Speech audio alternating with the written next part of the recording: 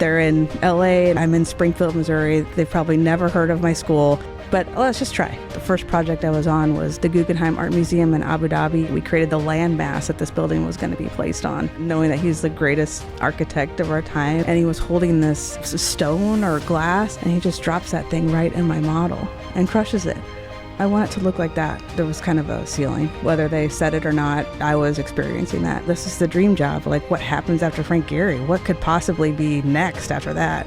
If you can dream it, we'll figure out a way to get it built. Anything really is possible.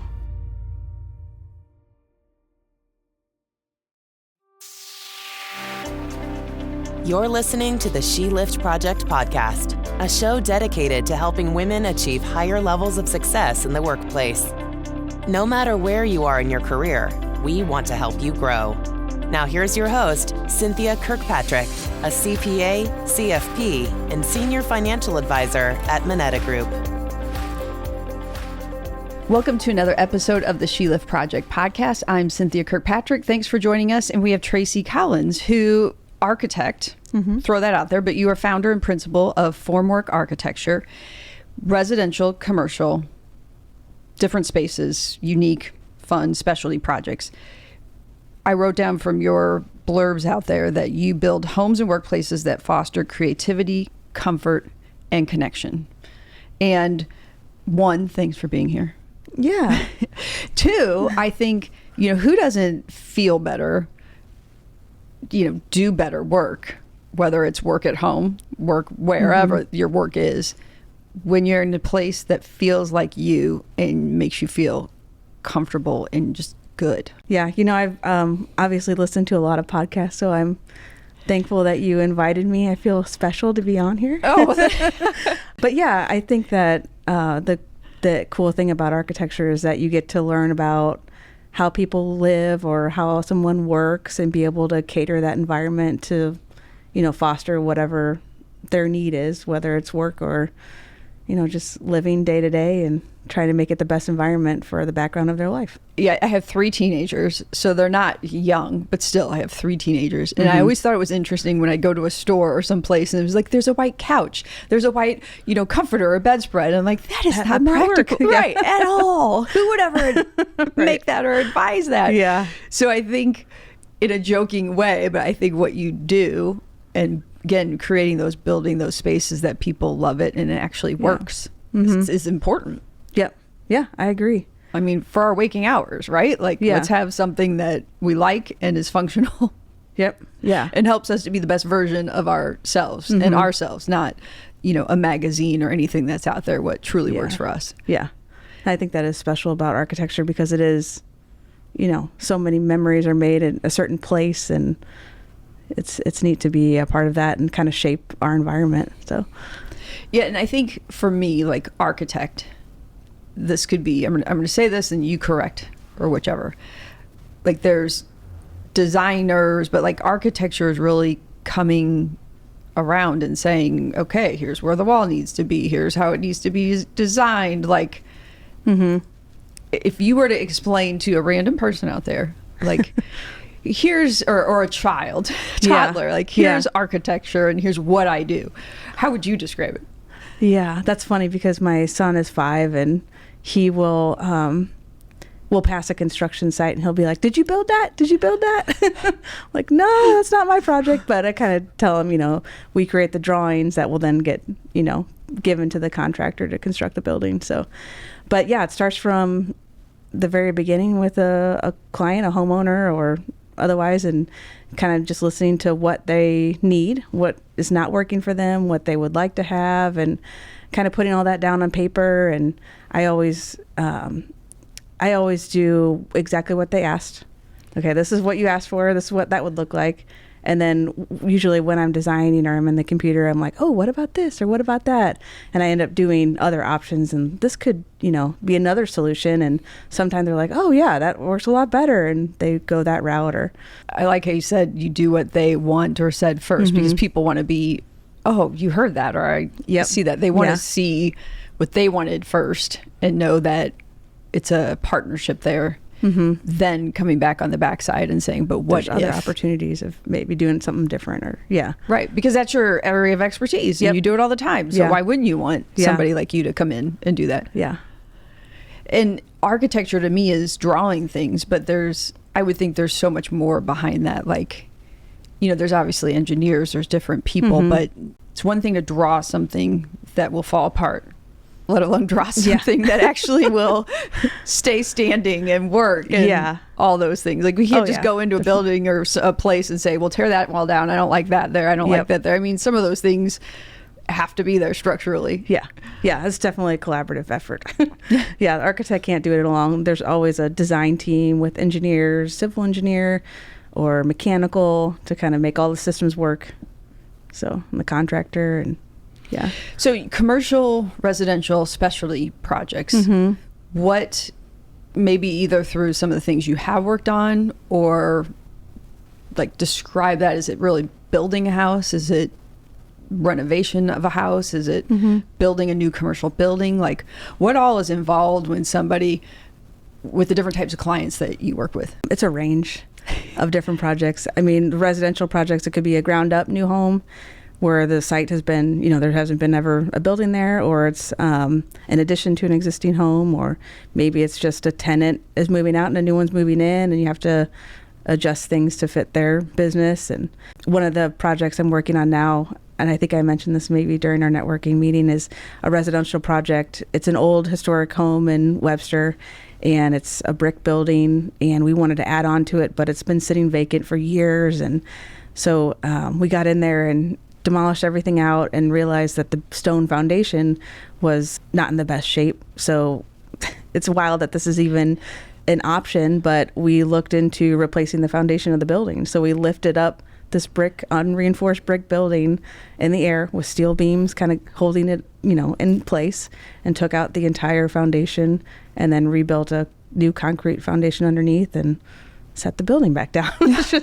So it's all kinds of different things that we encounter. I mean, that's such a great story, because for those who may not know, like, Webster has this old time feel, these homes with the beautiful porches, or just, you know, you go through some of these neighborhoods and it's not every house is the same kind of thing. So preservation and history is important, because somebody might say, well, just knock the whole thing down and start over. Wouldn't that be easier? I mean, would that be easier? In some regards, but I mean, there has been a lot of community support and saying, wow, they're saving that house. Look at how much effort they're, you know, putting in to keep this history intact, which I really appreciate.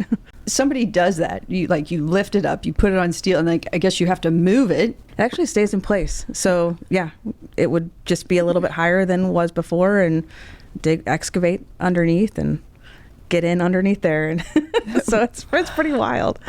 Wow, that's it. What part do you come in at? Is it redesigning, helping with the foundation, and if there's a basement or something? And so we were able to make the basement deeper so it's more usable space, and then we are doing an addition in the back, so all that's included in this new foundation, and worked with the engineer to make that happen.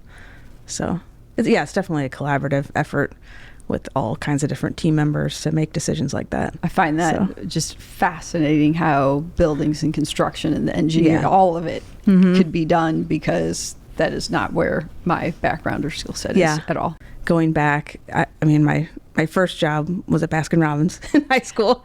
And then when I was 17 or 18, I got an architectural internship here in town. And so I've been in firms for almost over 25 years now, which is pretty wild. During college, I intentionally tried to work at different firms to get different internships, just to see like what kind of work was out there, different firm cultures. So I worked in Chicago and New York and Springfield, St. Louis, and just getting information of, you know, what the field is like.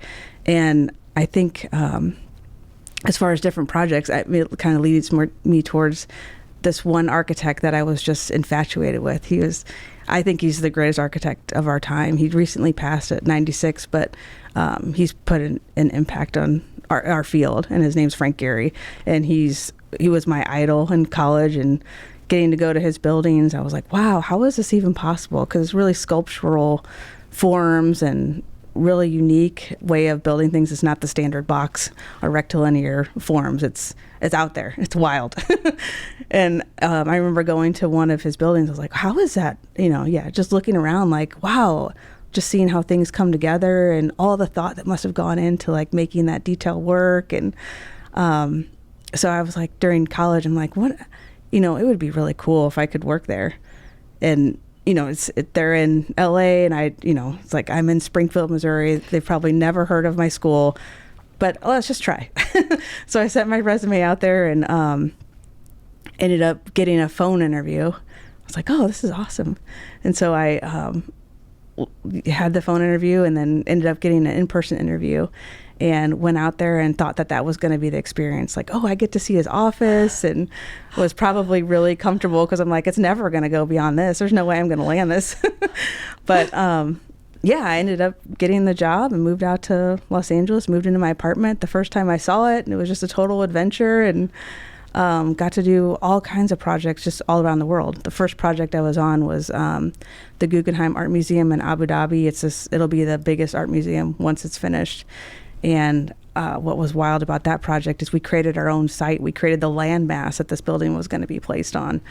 It was just, being part of those projects are like the career dream, like this is a once in a lifetime opportunity to be a part of this work. And so you said a lot that we're going to have so many things we got to come back to. But when you said you created the landmass for the building, like in the water? Yep. Yeah. So the site didn't even exist. So we created what we wanted that to look like. And obviously with lots of engineers. And we think Abu Dhabi, do you have to go over there? Yeah, I did go over there. Yep. And so maybe wrongfully, my brain goes, female architect in that part of the world. I wonder what that was like. Yeah, it was a different world. And especially as female and not being covered, when I first got there, or, it was a lot of eyes kind of shot over, and it was an interesting experience. Were you prepared for that going in? I don't think so. I think I was just kind of like, ooh, I get to go on this trip and get to experience this new place. But I think it's changed since then. That was several years ago, but that was definitely a culture shock to kind of experience that. And tell me more about that and feeling that way. Did you feel out of place or not did it make you question your abilities or where you were at, or? No, I don't think it made me question my abilities. I think it was just kind of an awareness of like, just that feeling of eyes are looking at you, and just being aware of that I'm different and I'm in a different environment. Did they treat you differently or question? I don't know if it was treating me differently or not, but it was maybe more of a hesitation. Like, there were other people there that were kind of helping us with the task that we went over there for, and they would kind of communicate with other males, and there was another female with us on our trip, and we were kind of off to the side, didn't address us directly. And what do you do in those situations? How do you? I think, it was all of our first time going there, and we were, I think, just in a mindset where we were excited to be there. So it wasn't necessarily, if I was in that situation here and it was in a regular business environment, I think I'd have a different feeling. But I was in there, I was kind of traveling to their place, and I wanted to feel like I was respectful and wasn't going to challenge. I didn't feel like I was in a position to challenge anything. Right. Yeah. Did the guys that you traveled with, did they notice? I don't know. It's kind of funny to see if males, what they notice and don't notice. Right. But there wasn't really a conversation about it between us and them. The other woman that went, it was just kind of something that we noticed, like, oh, okay, this is different.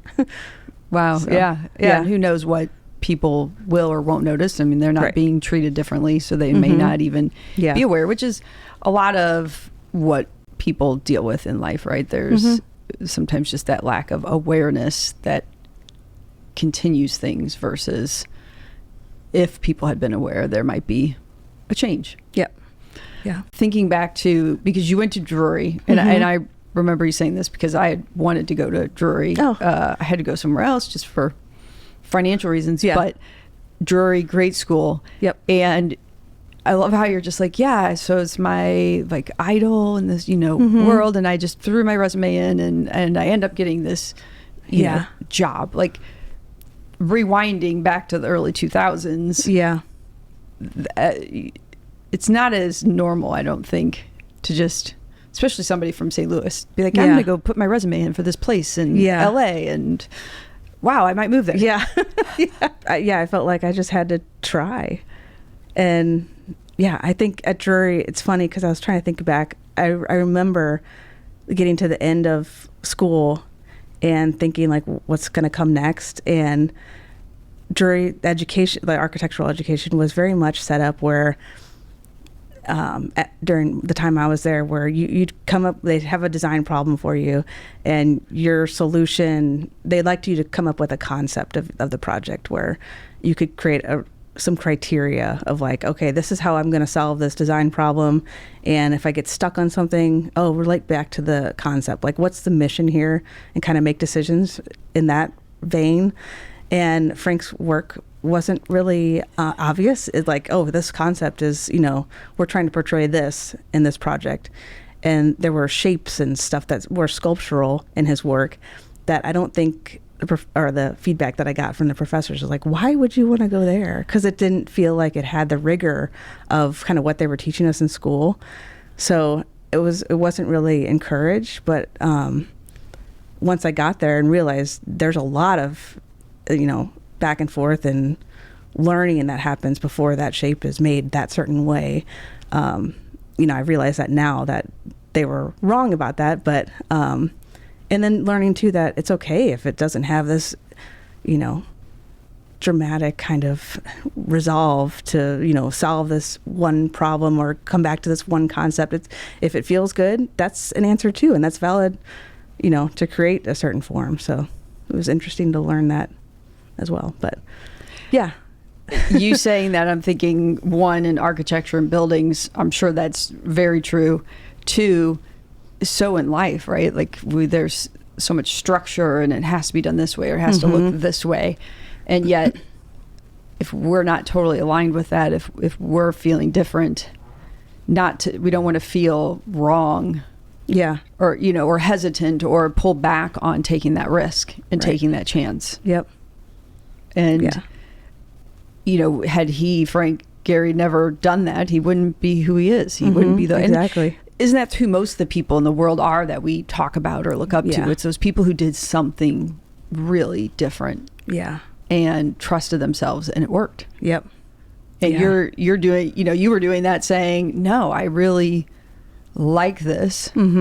I connect with it. And despite my professors, the ones who know more, telling me, why would you do that? That doesn't make sense. You're jumping and taking that risk. Yep. I was also thinking about when you said, when I was having these meetings, I was like, it's not going to go anywhere or whichever. Do you think that helped? Like, I think I was not obviously I was nervous, but I just didn't think that it would pan out the way it did. And I was just so thrilled. And I remember I got the phone call after I got back and, hey, we've got a position for you. I was like, okay, great. Let me think about it. I'll get back to you in a couple of days. And I'm like, the next day I called him like, yeah, I want it. I'm there. What made you say, let me think about it? I just wanted to come off cool. Like, maybe I need this. Maybe I don't. But in reality, that was the dream job. And I was just stoked to have, the opportunity to go there. What'd you do when you hung up? I was thrilled. Called my parents and I would say, were you still at school then? Yeah, I was in Springfield. Yeah. It's funny. I will share, when I was getting the phone interview, I was in production mode of like the portfolio and resume, just getting things together, sending out to different firms. And when I had the phone interview, I was, pacing in my apartment back and forth during this conversation. And I had all of my materials out on the floor. And I ended up kicking my X-Acto knife and cut my toe during the interview. I was like, this is not going to end well. I was like, hopefully this isn't an omen, but it ended up working. Well, did you end up being okay? Did you have to get stitches? It wasn't anything major, but I'm like, trying to focus on a a conversation and having that happen. Yeah, it's just that's funny. I mean, sometimes it's the things that don't come so easy in life, although the rest of the part did, that are the best things that happen to us. What did your parents think, like, when you were going out to interview for this person and maybe getting this job in LA? Were they like, this is crazy, or this is who Tracy's always been? Yeah, I think they were obviously supportive, and I think my mom thought, okay, you're gonna have a 2-year adventure and you're gonna come home, right? And I was out in California for 10 years, so I think it was a little bit longer than they thought. But yeah, they were, everything I've done, they've always been supportive, and Yeah, so take me along. You graduate, you go out to LA.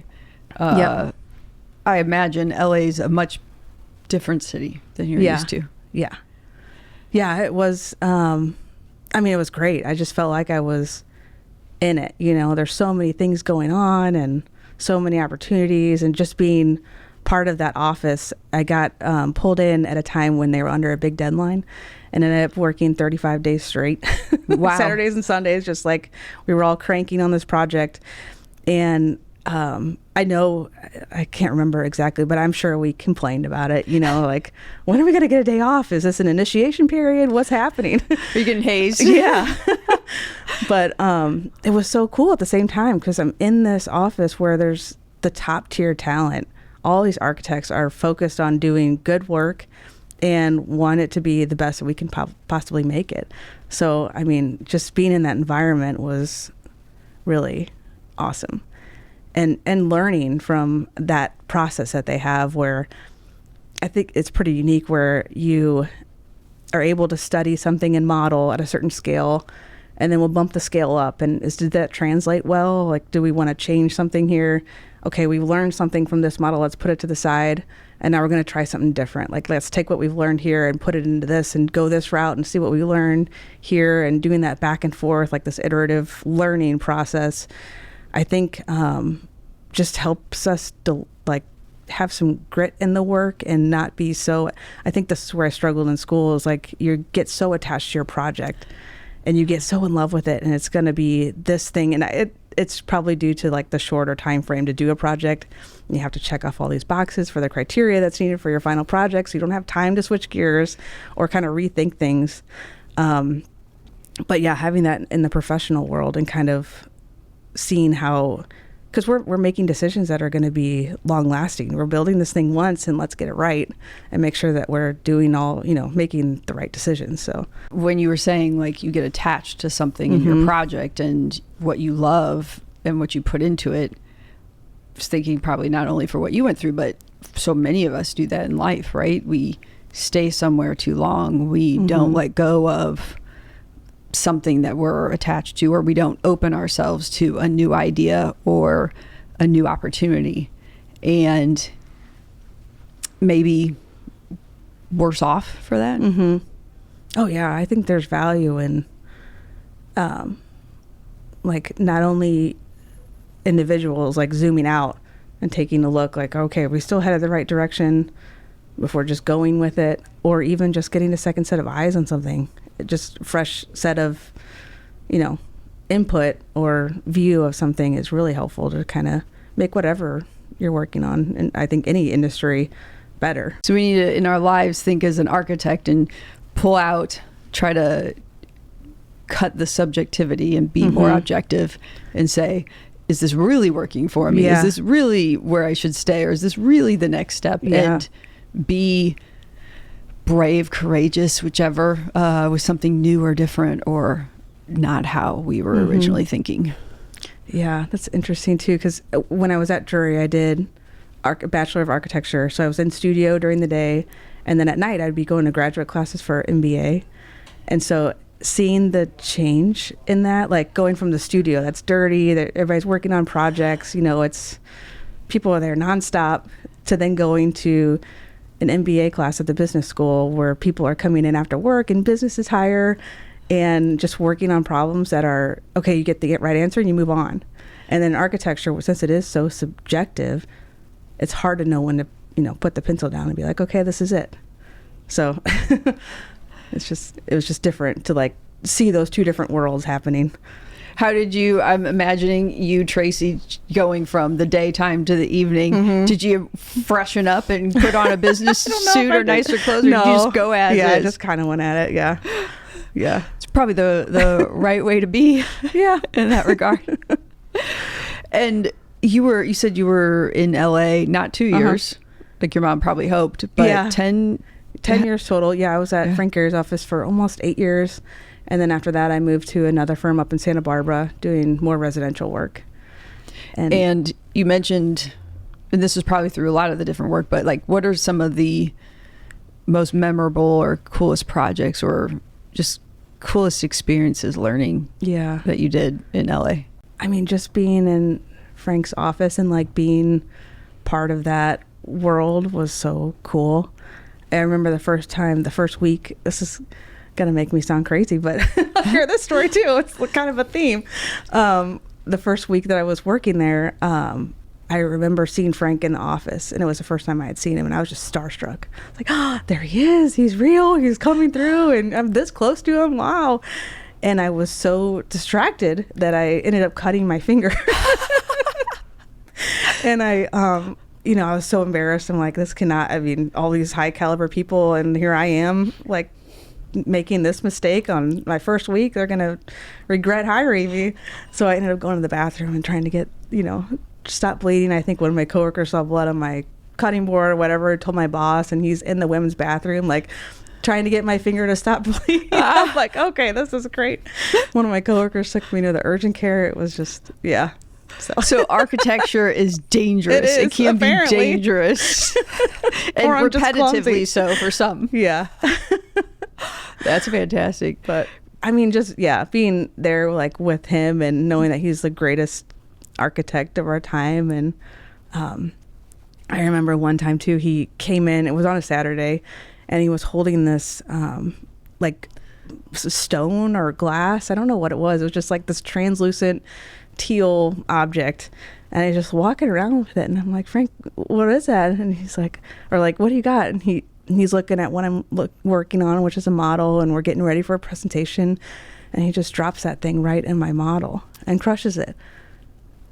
And mouth open, what's going on here? And he's like, I want it to look like that. I'm like, okay, all right, I'll get right on that.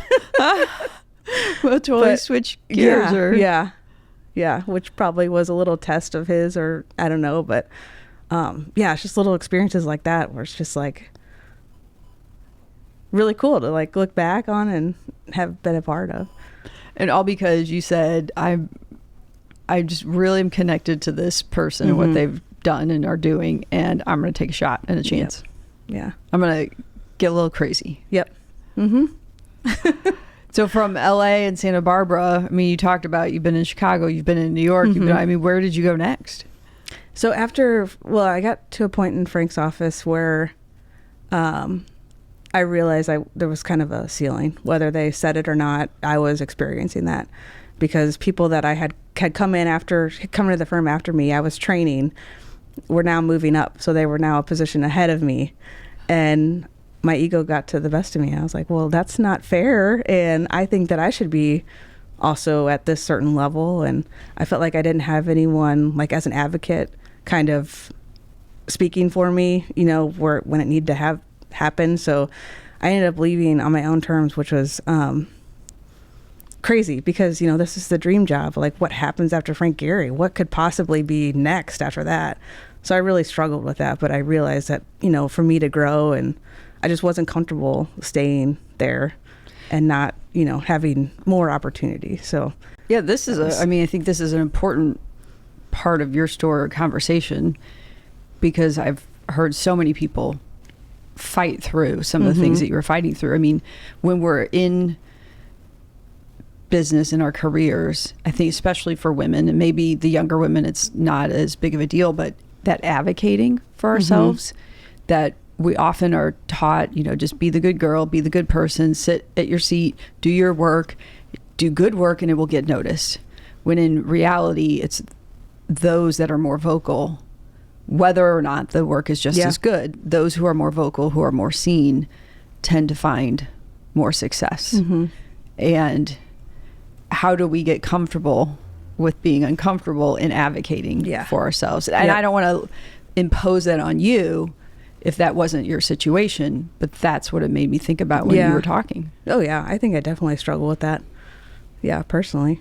It's hard to just kind of pump yourself up and say how great you are to try to get to the next, like that's just not in my nature at all. So do you think then that hurt you? I don't know. I mean, when I did, put in my notice, they were like, oh, wait, no, what are you doing? Like, no, we can move you up. And I was like, no, I just feel like I don't want it that way. I want to have earned it because you saw this in me and not because of now I'm making you. And you feel like, oh, whoops, we should have done something different. Was there something that you saw, or would there be a reason why they wouldn't have done it prior to then? I don't know. I mean, it was a bigger firm. Probably just got lost in the shuffle, or maybe, I don't know. Looking back, would you do anything differently in advocating for yourself, not getting lost in the shuffle? Like, how would you, knowing what you know today, how would you approach that differently? I probably wouldn't change anything, even though it was so hard at the time to like step away and figure out what's next and where am I going, because it was kind of a crisis moment. Like, okay, this is where I wanted to be, this is where I fought to get, and now it's like it's not aligned anymore with my career objectives, and so I've got to figure out what that is. And I mean, knowing where I am today and kind of what I've learned since then and what I've been able to do on my own, I wouldn't trade that. But at the moment, I wouldn't have thought that. Yeah, I think through to those who are working with self-advocacy and trying to figure out how to do that, or like you said, having an advocate where you work, having an ally, having somebody who can, like, how do we do that, build that, be that? I think it is having just confidence in your abilities, and that probably comes with experience and knowing. I mean, and two, it was, I hate to say it, but it was a boys' world. I mean, it was like I'm not in the gentleman's club, so I wasn't getting probably that same look at other people that were able to go out and, or kind of build a different relationship with their superiors than maybe I was. So that makes sense. I mean, one, it's not in our nature. Two, the environment, how does it lend itself? And I think, I'll say three, I don't know if it's really a third in that, but as we're older and looked at the leaders and as the mentors, then it's important for us to be somebody's advocate, for us to mentor younger people who definitely have the chops and the ability to say, like, learn this earlier than I did, to do these things, and I can be your advocate, etc. Yeah, I think mentorship is huge. So you also talked about just sort of that internal kind of crisis of, wait a minute, why would I, like, I have to, I'm not going to be able to grow here. Yeah. But this was my dream job. Like, what was that struggle like? Oh, it was tough. Because, I mean, do you just kind of put that to the side and think, I'm still in this office where anyone, any young architect would want to be in and take my space, my spot, without question? Or do I just, it was a lot of reflection, I think, of like really being honest with myself and saying, okay, this is not going to be, 2 years from now, is anything going to change? Probably not. And just realizing that, I had to pivot and do something different. So it was pretty big change too. I mean, going from these large commercial projects with steel construction to a residential project that used wood frame construction, and just like just how you do drawings, everything was different. How was that transition, that challenge? It was definitely, it felt a little bit like a downshift. Like, it was, I'm like, oh, okay, this is different. The grind is different. And, but I mean, it's still really cool work. It was more contemporary style homes and California. I mean, it's still pretty setting. And my drive to work was along the ocean. So, once you step back, it's like, okay, this is great. This is still great. And taking that chance and that risk. And like you said, you wouldn't change anything. So then you've got Chicago and New York. in different places behind that. I mean, you're going from one coast to the other. Yeah. So I did an internship in New York when I was in college. Okay. And then after college, I went to the West Coast. So where'd you go? What happened after? Because clearly you're not in California anymore. Yep. So yeah. So I was working on a project at that residential firm. We were doing a project in Newport Beach, and we had like an all hands on deck meeting. So all engineers, the contractor, landscape, us, the architects, we all kind of met for an all day powwow to coordinate things, and got to talking with a civil engineer, and there was something different about that conversation, and kind of went back to work and had an email from him. I was like, oh, this wasn't all business. So that civil engineer is from Illinois, and we ended up dating, and he lived in Orange County and I was in Santa Barbara. And so we'd have to travel through LA to see each other.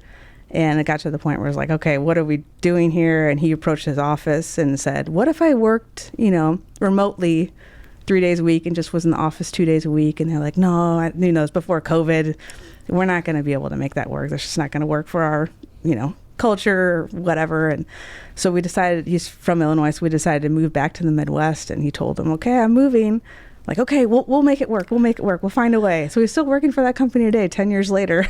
Oh, wow. Yeah. But we able to, that's kind of what brought us back. My family's here. And so, and thinking about buying a house and having, I just didn't see how that was going to happen without support, being out there in California. So right. So the leap to come back home and come back here. And really, because you own your own company, built your own company now. So that's another just peg in the ladder of new things and hard work. When I first moved back, I was working for a firm, and they did healthcare, which I realized was not my, going for something that was just really all about design, and then going to healthcare, which felt like really regulated. I wasn't enjoying it. So then I ended up moving to another firm that was based in Springfield, and they wanted to start a St. Louis office. So I kind of helped support them to do that and get established here with other coworkers in St. Louis. And then I was like, you know what? I got my business degree thinking maybe someday I'll have my own firm. And that, I didn't go into that office thinking that was going to be my goal, but realized kind of along the way, like, hey, I could do this, and kind of got relationships with contractors in the area and was doing work on the side. It was residential work that wasn't competing, and my boss knew about all of that and everything. But just realized that I was really enjoying kind of doing work that was mine, and making decisions that could be mine. And so I decided to finally, it was hard to take that leap because, okay, it's dependent on me, and having to pay for health insurance and all that stuff is. I'm trying to imagine both that decision making and then talking with your husband to say, hey, I got this idea. Yeah. Here we go. You ready? Well, it works. What was that like? What was that conversation like? How did... starting your own business is a lot of work. Yeah. And I think that was kind of the solution to, if it doesn't work, was you could always get another job at another firm. But I knew inside, I was like, my ego is not going to let me do that. Like if I have to go to another firm, like I failed. Like I need to make this work. So I think that kind of drove me to figure out a way. So oftentimes people say ego gets in the way, but for you, it was like, no, it was a driver. Yeah. Yeah. Motivator. And how long has your business been?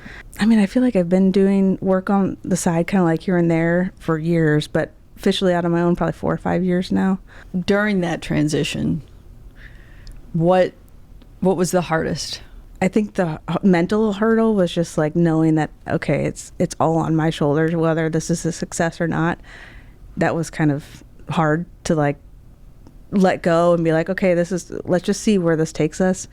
And then I think the hard part now is, when I first started, I said yes to everything. Okay, you need a deck, I'll draw that. You need a room addition, I'll draw that. And just kind of taking everything because I didn't want to fail, and I wanted to make sure money was coming in. And now I'm at a point where it's like, okay, I need to think about where am I going, and is that deck drawing really getting me there? Like, I think I need to start saying no, which is hard because then it starts to reintroduce that fear again of like, if I say no to this contractor, then am I losing that relationship?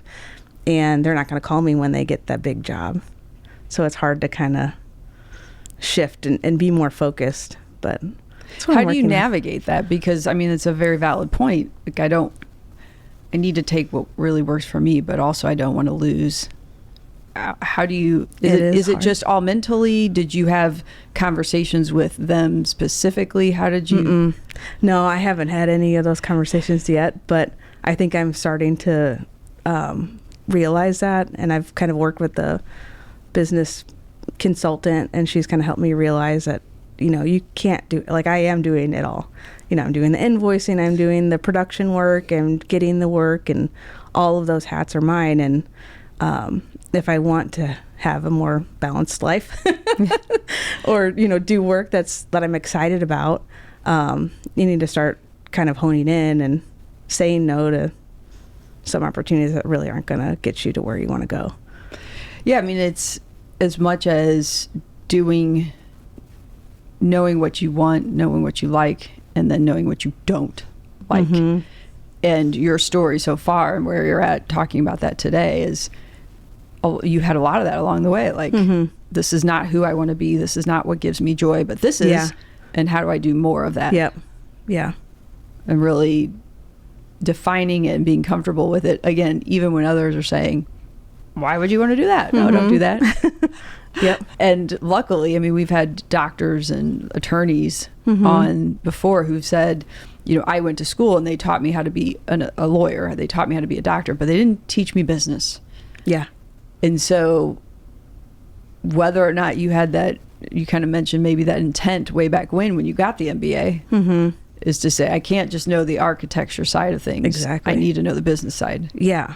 Because, I agree with that completely, because I feel like that was my common language across any industry. It's like, okay, this person's making an investment. Architecture is an investment. Then how do I market that or sell that? And I can say all kinds of fancy architectural words, but it's not going to mean anything to anybody unless we can get on a common, you know, we're speaking the same language. And I felt like business was that. Yeah. We've also had many business owners come on and talk about the wearing many hats and having to hire others to do some things or let go of things to be truly successful. I mean, you're shaking your head and it certainly sounds like that's something you've had experience with. Yeah, I think that's probably a next step, is getting support and hiring. But I do take responsibility with that. I feel like, you know, mentorship is really important, and I would want to make sure that that person has a good experience and that I'm teaching them and that they're producing what I need, you know, to make it viable. And so there's a lot of things that kind of want to make sure it's good before I just take somebody on and, okay, let's figure this out together. Right. Kind of want to have a plan. And going into starting your own business, I mean, what's surprised you the most? Somebody told me this when I was thinking about it, is like, once you tell people that you're an architect and you're open to doing work, the work will just come. And I was like, well, that sounds nice, but that's not going to happen. And it's been true. I feel like all of my work has been word of mouth. I mean, I finally have a website now, but I didn't for a long time. And it just kind of developed naturally, just with relationships and people kind of passing your name around. And once you do good work, and more work comes. So at first it sounds so simple, and I'm thinking, oh, great. You know, all the people would be like, that's not fair. Yeah. Starting my business was difficult. But really, you've had relationships, you've built them, you've shown up, you've delivered. Yeah. There was probably a lot of work before that that led to the work just came. Yeah, definitely have to invest in, you know, building those relationships and making sure that you do good work. Otherwise, they're not going to call you again. But I think also making yourself open to receiving stuff comes, you know, start networking and telling people what you do and sharing your information. That phone call will, you know, come and you'll get the job. And that networking, I mean, I don't know if this was true for you, but it's not like the light switch, you know, where you just, hey, I went to this meeting or I did this one time and look at everything that's flooding in. Yeah. I would imagine, again, it's that time after time showing up, being there maybe years of those relationships and others that while by the time you started the business, things were ready. Yeah. Unknowingly, or maybe knowingly, there was all that work ahead of time. Yeah. Yep. Yeah. So it's important. Sometimes, they're like, I want to be a business owner. I want to do this or that. And they don't see necessarily the years of work ahead of time. Yeah. Yeah. And our professions are so dependent on those relationships and that networking. And I would say St. Louis is great because it is such a, people, it seems like there's always someone connected to someone else, and they, are able to make an introduction, and I've even just at networking events, if I see somebody, I'm like, oh, that person was interesting, and I'd reach out and just ask them. Or even on Instagram, I've even slid into the DMs of a contractor. I'm like, you know what? I like what you're doing. I would love to hear more about it. And we had coffee, and now we're working on our first project together because, kind of our missions aligned. Yeah, you just never know. It reminds me back to, I'm like, oh, look at her just jumping out there doing that. But back to your days in school where you're like, I really like this architect, and I'm going to take a chance. Yeah. What's the worst that could happen? Well, what is the worst that could happen? Yeah, some people they might say think no, and I might look weird, or they might think I'm crazy, or whichever. I mean, some people might be sitting there and thinking, well, yeah, Tracy, there's worse that could happen. Just got to get over it and try, because, it's better to try and fail than to never try and oh, what if? And I think that's what happened with me is when I started my company, I'm like, I got to a point where I was like, I'm going to regret this if I don't try. I need to just see if I can do this. And that's kind of what finally made me jump and make the switch. So in a episode we recorded just before this one, we talked about failure and the word failure. It certainly seems to me, just from talking, that is not in your vocabulary, or not something that you're afraid to try something, or you're afraid to take a leap because what if it fails? That's crazy to think about, because I definitely do have fear of failure, but I'm not acting in that way because I just feel like it's worse to not try. And I think maybe too, just with the profession and, studying things and, oh, that didn't work, and okay, learning from that and moving on. I think that just kind of, maybe that's in my mindset to just well, this will be a learning thing. I'll get something out of this. Even if I do fail, I've learned something that I can then take on, in the next opportunity or situation that's similar. Yeah, we talked about tuition and paying your tuition, and that you've learned something. And so not only in how you went to school, they must be built in, again, to architecture, that you try and you've learned something. Yeah. You've learned what didn't work. That's a positive. That's helped you more. Yeah. And I think, even I'm thinking about when I go to a client meeting and I've got those options that I talked about. Okay, I've got this one. And I tell them, I said, okay, you can speak candidly with me. If you hate something, say that, because that'll move us further into what you want. And I don't take that personally. And maybe that's been developed, over the years of going through critiques in front of classrooms or doing presentations, and it's just feedback. It's not personal, it's just kind of developing. It's a process. It's a design process of learning and developing something and honing it in until it's what somebody wants. So if they hate something, it's fine. We're just not going to do that. We'll put that to the side, and then maybe there's something out there we can plug that nugget into this design option, or so. Sounds like we're getting closer to what will work. We're getting closer to the right result. Yep. Yeah. So you've been back in this area for how long now? For 10 years now. 10 years. Yeah. Wow. Time's flying. Yeah. And different company, your own company. What all have you worked on since you've been back here? We worked on the West County Barnes Jewish Hospital. It's a ground up hospital. That's what when I first came back to St. Louis, that's what I worked on. The hospital where you learned you didn't like that? Yeah. And then on my own, I've worked on a lot of residential projects, and then I've had opportunities to do some commercial work, and I've got a pavilion in Forest Park, and then 2 pavilions at Brentwood Park, working on a little animal holding building in Kansas City Zoo. It's all kinds of different things. And that's what's I think is so cool about architecture, is just getting to see other people's worlds.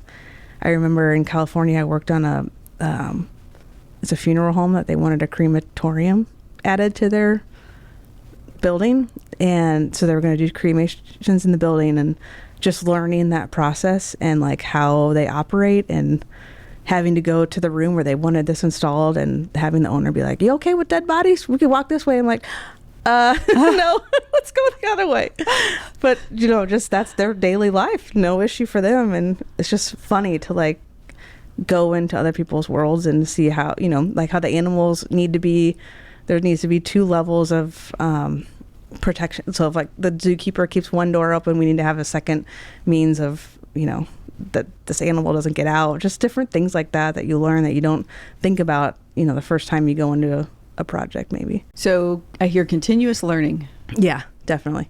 Learning, understanding, opening to all kinds of worlds. So every day is different. Every problem is new, and that's what keeps it exciting. Some people would be listening to this and going, ugh, that sounds like a lot. Yeah, it is a lot because you have to do research, and and then that doesn't even talk about how, you put lines on a paper and you're creating space, and on like my product is a set of drawings. Like that's kind of what I'm producing, but what like the creation of those lines on the paper become the space that is going to be there, someone's home that they're going to live in for years, or a museum that's standing there for hopefully forever. It's interesting to like see that those ideas on paper come to life and be able to experience that. That's a whole nother like area of the profession that's so satisfying. Like, wow, we did that. Yeah, you can drive around with your son and say, yep, mom did that. Yep. Yeah, we walk through job sites, and it's pretty fun. I bet that's a dream for my son is 19, but I remember it's been a while what he was like when he was young. Yeah. I remember when we met and I was hearing your story, I was like, that's so cool that she just took this leap of faith and interviewed for this. And that's so cool that she was in, Abu Dhabi doing that, and all the different things that you've done. Do you think about that at all? Do you think back and be like, I can't believe I took that chance? Yeah, it is pretty cool to think about. Yeah, to like be a part of those projects and have traveled to those places that I wouldn't have otherwise. And yeah, it is pretty cool. I don't think that ever wore off of me too. Like even in the, when you're in the trenches, and I'm like, oh gosh, like I need to go home to at least take my dog out. When are we going to stop working? But at the same time, it's like, wow, this is like, we're doing it. This is like, I'm part of this. This is cool. But it doesn't happen if you don't take that, what some would probably say is a crazy risk, because a crazy risk of it not happening or it failing. Yeah. I think that was like an awesome start to my career. It's just like having that as my background and learning from those people and learning that technical knowledge and having exposure to that stuff. It just really made me feel like anything's possible. Like if you can dream it, we'll figure out a way to get it built, and like anything really is possible. If you take a chance. Yeah. If you quote unquote take a risk, which maybe in the end, it wasn't really a risk at all, putting your resume in. Yeah. So what are some of the projects that you're working on right now or that are in the future coming up? Well, I've got that animal holding building that I'm working on. How long does something like that take? Yeah, it can vary depending on, some projects it's like, okay, this owner needs to be, like residential projects, like they're expecting another child. We need to have this done by this date. And so you're kind of motivated by that, or other things are driven by their budgets, or like school projects. We can do construction during the summer. So there's different things that kind of make schedules work, the way they do as far as timelines. But that project, I think we just kind of did a concept design for them, and now they set it aside and have a contractor price it and see if we need to cut things out or add, and then kind of move to the next phase where we get more detailed. I'm sure it's probably not this way, but I'm imagining you being in Kansas City playing with certain animals. Yeah, that would be awesome. It hasn't been like that, but shoot. Yeah. Well, you have to take a trip out there with the family and go see what mom built. Yeah. Thinking through what's next for you, is it, 4 years into this business, certainly sounds like success. Is that what keeps going? Yeah, I think so. I think what's been a luxury that I've realized having my own firm is that I can do things on my own schedule. Yes, the firms I'm sure give opportunities for more work-life balance nowadays, but I would always, I mean, even if it was that culture, I remember at my old firm, like if I had to go to a doctor's appointment, I'd send an email, okay, I'm expected to be out this time. And if I wasn't back in my seat by that time, like I would feel guilty and like kind of get stressed out. And I feel like now that I have my own practice, I can be more flexible if I need to pick up kiddos early or something like that. It's not going to be disastrous to somebody else. And it's kind of, you know, all just on me, which has been so liberating to be able to have that flexibility. But I would definitely, like, I would not change that as far as does the future look like going back to another firm. I don't think I could ever see that happening now that I know what I know and what's possible. But I think in the future, I would love to get some staff and kind of do bigger projects, have the ability to produce more, bigger projects, commercial jobs. And I think I'm in a phase of life now where I have a 1-year-old and a 5-year-old, and thinking about taking on somebody else and being responsible for them is a little overwhelming. So I don't know if that's in the near future or maybe 5 years out where that feels like I can really take that on in a responsible way. So, but that would be the goal, to kind of build a little boutique firm doing, you know, local or not local work. Yeah. So. I mean, you're in Kansas City, so I imagine, you know, you can go lots of places. You're not just locked into the St. Louis area, especially with your knowledge and who you can work with and how work can be done nowadays. Yeah. And I love the approach to, I'm going to build a business thoughtfully and take somebody on thoughtfully versus just grow to grow. Yeah. Sometimes people grow too fast or aren't intentional with how they're growing, and that can be detrimental. Yeah. That could be frustrating for me and that person or people. And with having kids so young, just making sure that you're in a good space. Again, not taking on too much. Yeah. And I think we hit some of this already, but all of the people that you would work with, all the work that you would do, you know, those that are out there, like, who would I work with Tracy on this, or who would be a good, you know, connection to Tracy? What like describe that? When I first started, it was anybody and everybody who needed had an architectural problem to solve. I'm your girl. I'll do it. I think now, I mean, I've really enjoyed working in more historic projects, like doing additions to historic homes where you're trying to keep the character of that home and add on to it, and maybe it doesn't look like that was ever, you know, an addition. It was always there. That's a really cool challenge for me. And then I love doing ground up homes too, just because you start from scratch, and I lean more to some more contemporary style. So if there is, you know, opportunity to do that, that's always really fun. But yeah, I think I would also like, I mean, the bulk of my career is in commercial work. So I have a lot of skill set that, you know, can be used on bigger commercial jobs. So that's kind of where I think I'm going in the future. And you alluded to it earlier. You've got a website now. Yep. And I know you're on LinkedIn. Yep. What are the best ways for people to find you? Yeah, on LinkedIn or Instagram, Formwork Architecture, or my website. So so go search out Formwork Architecture or Tracy Collins, architect in St. Louis. I know that comes up too. Yeah. Good. Well, we've talked about your first architect. It's been fun to just learn more about this industry and your experience, and, you know, fun to just kind of live it with you as far as taking the chances and learning. And again, that reminder that don't think of it as failure. It's education and experience. Yep. So Tracy, thanks for joining us today. It was fun to share your story. Appreciate it. Yeah, I appreciate the opportunity. Thank you. This concludes another episode of the She Lift Project podcast. To hear more episodes of the show, subscribe wherever you get your podcasts. And to learn more about our mission of helping women reach higher levels of success, visit SheLiftProject.com and sign up to receive the latest news, ebooks, videos, and more.